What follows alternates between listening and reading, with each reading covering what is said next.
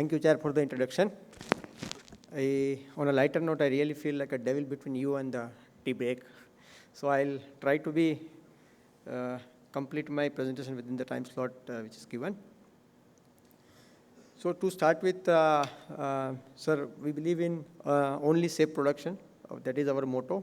And today I want to touch upon our preparedness with respect to the oil spill response and the challenges that we might face to deal with such kind of eventuality.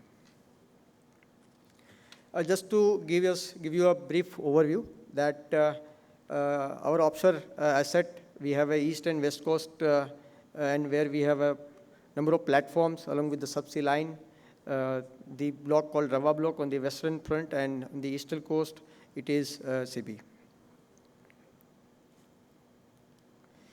So yes, any eventuality has to be dealt with a beforehand plan. So we have an oil spill contingency plan available with us, with all flow diagrams available to us to help us to take the in-time decision on what sort of strategies, on what sort of methodology or what kind of correct response that we should provide.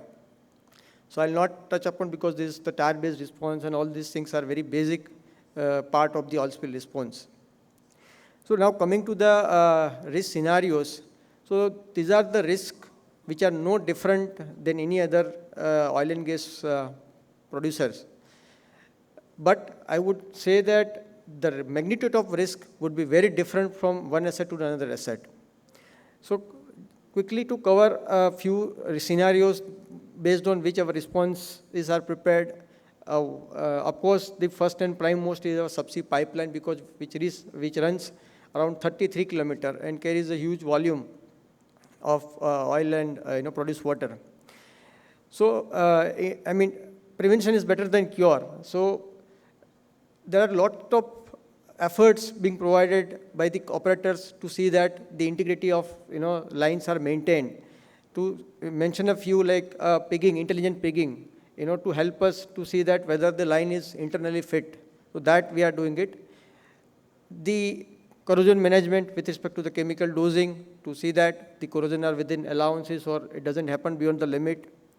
And most important in our offshore asset where we have a huge risk of the freeze span because the sea is very rough, high current. So annual survey we are carrying out every year, and the freeze span correction also we do it. Also on the platform and upstream side, whenever the drilling happens, the integrity test of the Christmas tree and blowout preventer, those are normal barriers that is available to us. And it is our duty to stringently follow our policy, our procedures, and see that those critical controls are always maintained so that it doesn't happen. So in terms of resources, of course, this particular kind of eventuality requires a huge amount of resources. We have more than 4,000 meters of oil spill booms along with these accessories. Also various recovery equipment such as skimmers and shovels and those accessories tools are available with us. Now OSD, yes, we talked about it. It is certainly required and we should be using it judiciously because sir just mentioned the advantage and disadvantage of OSD. So we are having a OSD which is kept at offshore and can be readily deployed if it urgently requires or the situation warrants. Most importantly, we also have a helicopter which can be, we use it for the daytime surveillance to see or to survey the oil slick movement. And all this equipment, does not help to us without a trained manpower. So yes, the IMO trained manpower has to be required and it is available. So there are scenarios where we are saying that it might hit the shore. So shoreline response is equally important and we must equip ourselves with the shoreline equipment. Those vacuum pumps and many strategies that we talked about it. So that tools and gears are also available with us. Various modeling studies, oil modeling studies, the environmental sensitivity mapping and the NEBA, which is net environment benefit analysis, been done. And based on each scenario, the specific strategy has been devised to help us in the time of need.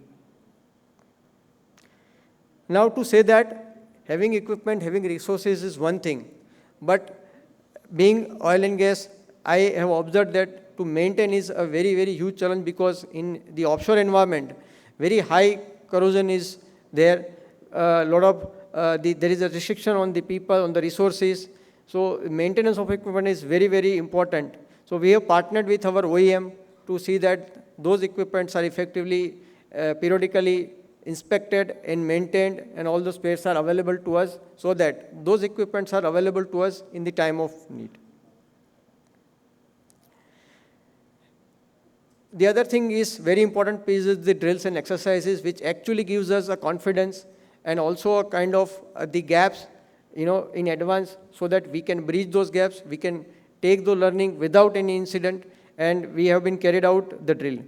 So last time we had conducted a drill, and Coast Guard was available to us. Coast Guard as an observer available, and many observations they have given, which were really helpful to us to make us even more, better and improve our plan.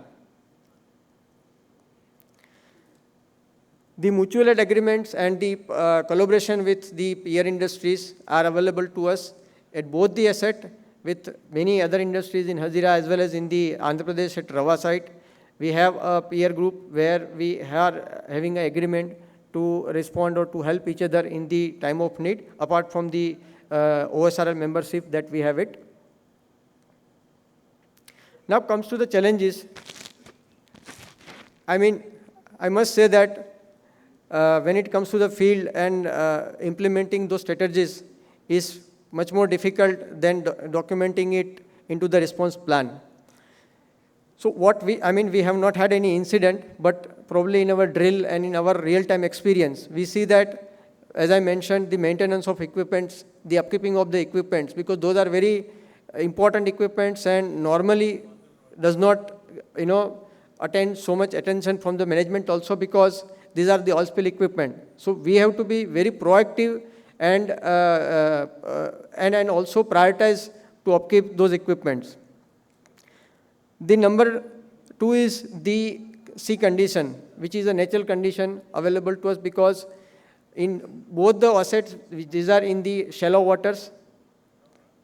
So sea current is very high as 5 knots. So any booms to sustain those high currents is very, very difficult. Then we are seeing the number of booms available to us, but then to deploy the booms, we require number of vessels also. So that where is the challenge is that in case of any requirement, we need to collaborate with many other partners like nearest ports and other industries, where they can support us in terms of vessels, in terms of manpower to us. And also in our kind of sea, where we have a shallow sea, the sea depth is as low as around 25 meters, where even in some near shoreline areas, to operate a PSC is also very difficult. So applying OSD or those kind of strategy is very, very difficult on those areas. So we have to be ready with shore cleanup and those strategies. So to conclude that, I would say that probably as a oil and gas operator independently, we may not be fully equipped to respond in any such kind of eventuality, but I think with collaboration and with the technological advancement, together as a team with the peer industries and experts, we should be able to provide the response. Thank you. Thank you for the opportunity. Oil Spill India 2022 is dedicated to the Honorable Prime Minister's Swachh Bharat Abhiyan and Clean Seas.